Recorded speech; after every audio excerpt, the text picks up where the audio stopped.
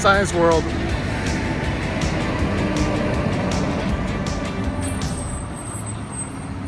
This is the backyard of the job site we're in Vancouver, British Columbia. This house is 120 years old. It was renovated over probably the last 50 years with different materials and different corners and different flashings and a lot of work to do here anyway. But this is where we are, and we're gonna go back to the job site to see the 2 bathrooms renovation we're doing here. One at the bottom floor, one at the top floor. We're gonna get to it later next week.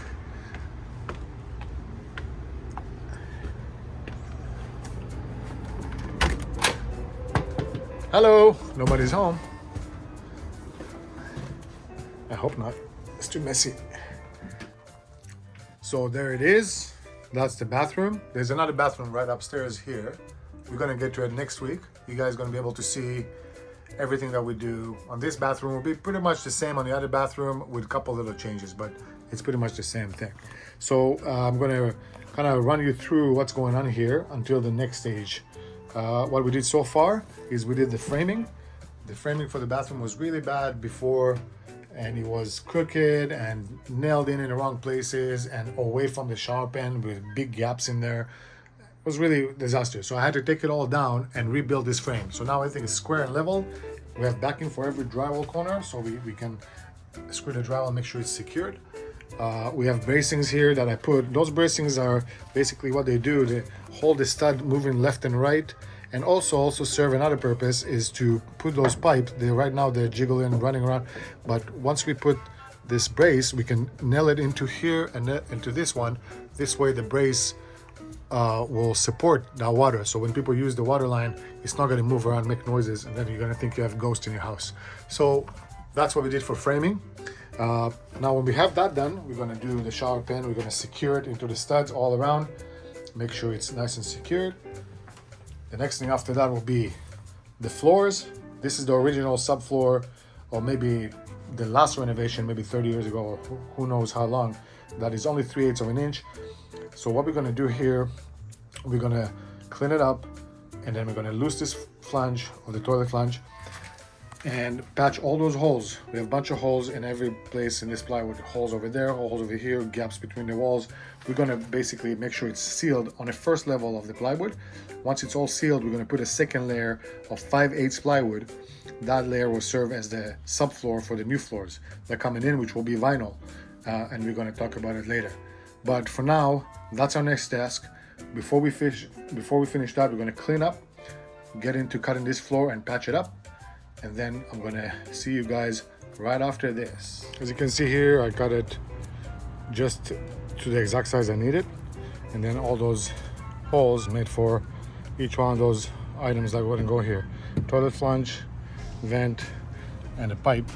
Plus we have another corner over here close to the shower that we have to fit it in. Now the question is how you're going to put it all down when the flange is too big. We don't want to cut it too big and have big gaps next to the flange. We want the flange to sit right on top of this hole. So what we're going to do is we're going to cut 2 lines, 1 and 2, remove this section, slide the plywood from there into the flange, and then put this one right back under as soon as we're done. Now a good thing to note is that I had to cut those lines a little bit wider from the center of the flange, because if you cut them too narrow on the center lines, that little section here will not be able to fit the pipe. It will be too small to slide under. So you got to cut it slightly bigger so it slides under very easily. And we have a subfloor underneath, so we have backing for everything, so we don't have to worry about lining up the studs or the joist. Okay, let's see. Okay, we put a toilet flange right where it was before. We didn't even touch it at all. We just loosened the screws and put the plywood right under it. So there's no movement. Then use the same screws. Now we actually have something to screw into.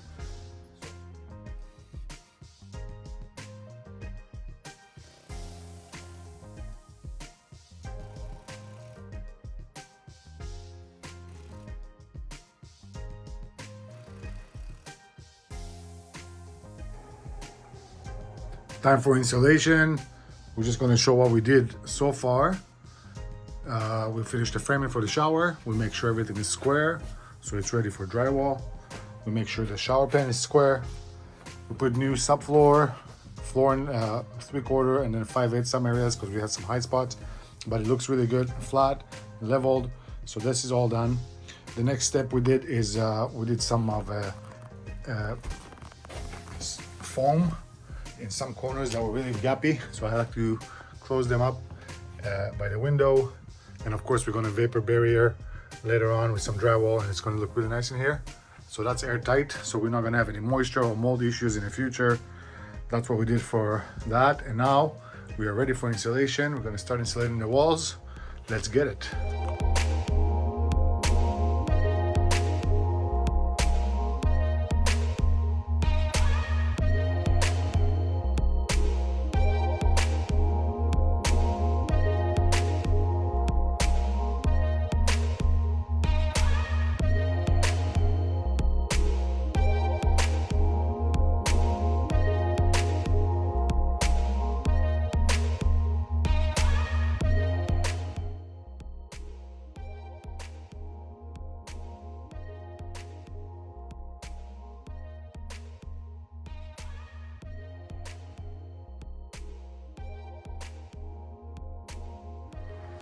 Coffee time.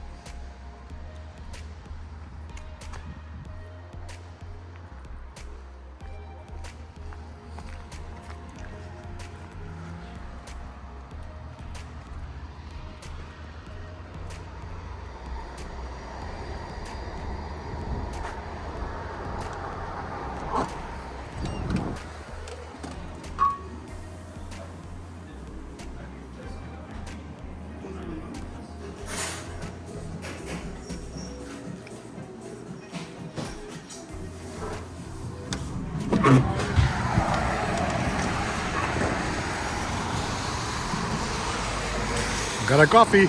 Let's go. Back to work.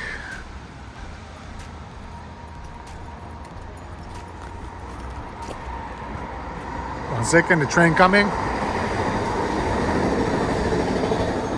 So for all of you that are wondering where I'm at, we're commercial. That's the east side of Vancouver. And it's pretty quiet today. But the Skytrain's pretty loud. Little coffee shops everywhere.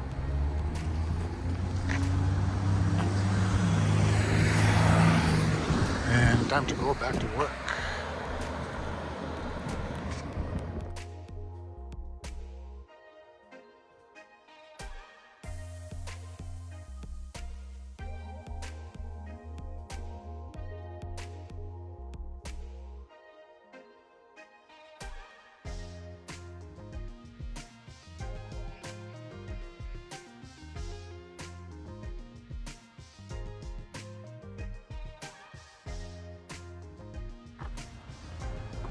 $19.10 home, 2 bathroom renovations. We're back to it today. We have finished most of the things that we have to finish before drywall. We got some drywalls on the truck, and let's see what we're gonna do next.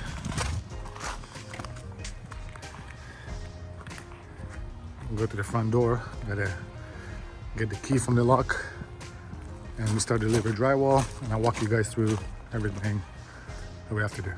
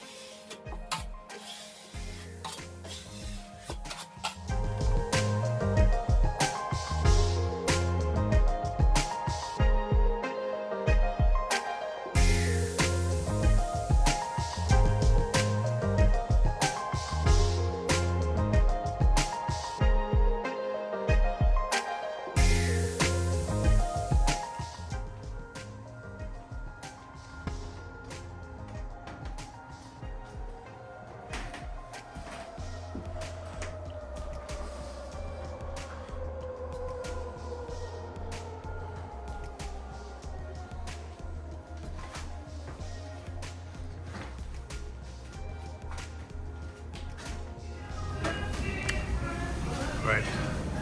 Here at the Red Burrito in Vancouver. We're gonna have some lunch.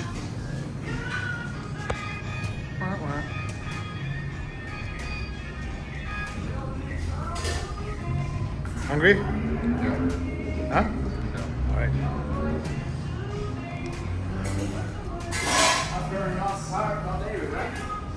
No dairy. Thank you. That looks great. With that. Perfect. Hey. Red Burrito, Vancouver. Burrito. Let's go. That's it for the guys. That's it. Thank you.